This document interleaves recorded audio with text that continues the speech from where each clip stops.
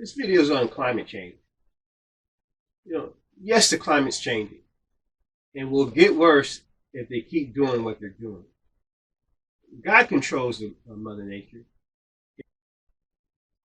Their advisors knew how God would respond because of how God probably responded in the Dark Ages when mass killings took place. I wonder why someone would get a huge round of applause just for showing up. The clue is that person represented the only institution that would know of such a response back in the Dark Ages.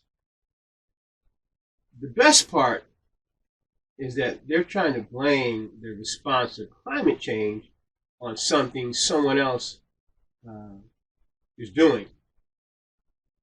All the while, will they get more control? They have gained control of our lives with computers, phones. Now they want chips in our vehicles, and voila, no more protests anywhere. You have to drive to. Anywhere you have to drive to protest, your car might not work. Just like your phone, computer could malfunction.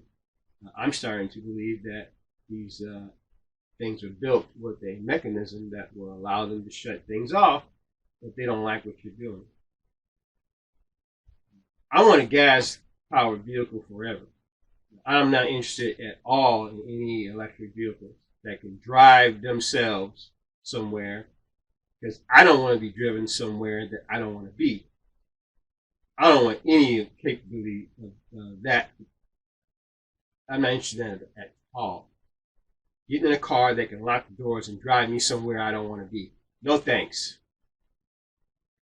I want a gas-powered vehicles with locks that I control and only I control, and a steering wheel that I control and only I control. Nothing else. I don't want a bike. I don't want a truck. I want forever drive gas vehicles. So if they stop making them, guess what, my brothers? We got something we can make. You talk about the climate, and you're forever cutting down trees. I bet it'll get cooler if you stop cutting down trees. I don't know. I thought we realized that trees are kind of like our lungs for the earth. So why would you cut your lungs out if you need to breathe? It's just me. You're blaming it on things that are allowing you to get control over our lives. So you're doing the things that are angering God, and then blaming us for what we're doing so you control what we're doing. You're building and replacing things that are blown down with the wind with the same things that blew down with the wind. Don't know if that's a good idea. Kind of what they call insanity. But anyways, you're cutting down trees. It's insane. We need to change. But I think we need to start in other places first for us as those who don't feel comfortable, or don't actually not even feel comfortable. There's no room for us.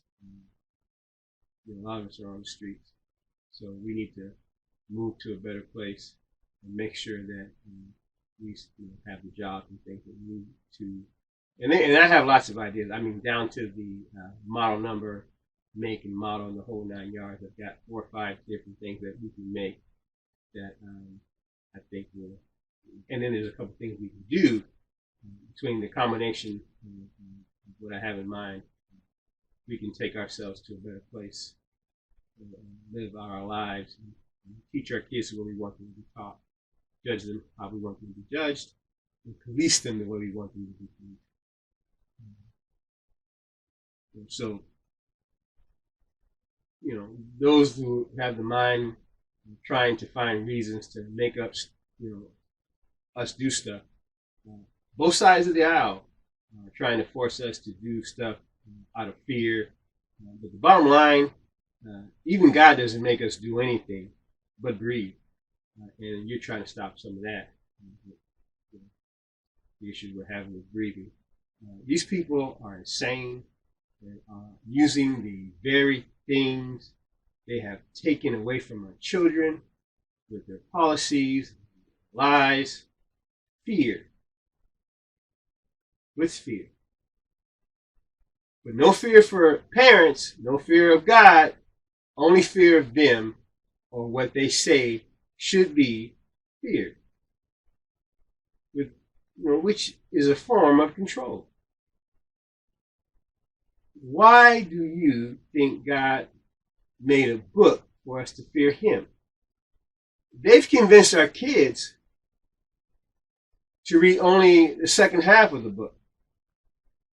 They want them to read things that they want them to know, and not understanding that you should fear one before you even fear your parents. You should fear God, because he can do things to you that we can't even think of. So I would suggest anyone living on this planet read that book as a book and learn to fear God. Because I'm a pretty smart guy, but I promise you there's things that he can think of that I could never think of. So you probably want to be on this good side. And by the fact that when all this life is over, you're going to stand before him, and he's going to judge you when you spend eternity. So you enjoying life today is not worth your soul for eternity. That's just something that some of these devil worshippers need to understand. That you may enjoy life, but your soul is damned forever. I don't think that's a good trade. But anyway, when they wrote the book, most couldn't read either part of it, especially it was in Hebrew. So if you spoke English, you couldn't read Hebrew, so you had to rely on someone else to tell you what the book meant. So that's another form of control. Now they taught, our children that the first part of the book is full of hate, misinformation. Not the stories that would remove the power that they have over the masses with the use of fear. That control is only for their use. And if you don't like it, you can lick it or kiss their goonie goo goo. And I don't want to kiss anyone's goonie goo goo. All right, signing out again. This is Perman. Read that book. It's a book, not chapters, not verses. It's a book. Read the entire book, and you might be able to get the message out of the book. I believe you can if you couple that with the relationship with God. If you read it enough, I guarantee you'll see that word manifest itself in your life, and you might serve God instead of anybody else on this planet. I encourage you to do that. Why wouldn't you? Look at what he's made. Look around. He made all this. I am determined to serve him who made all this than him who is using all this. Once again, Perman, signing out. Hope you get the message. Have a good day.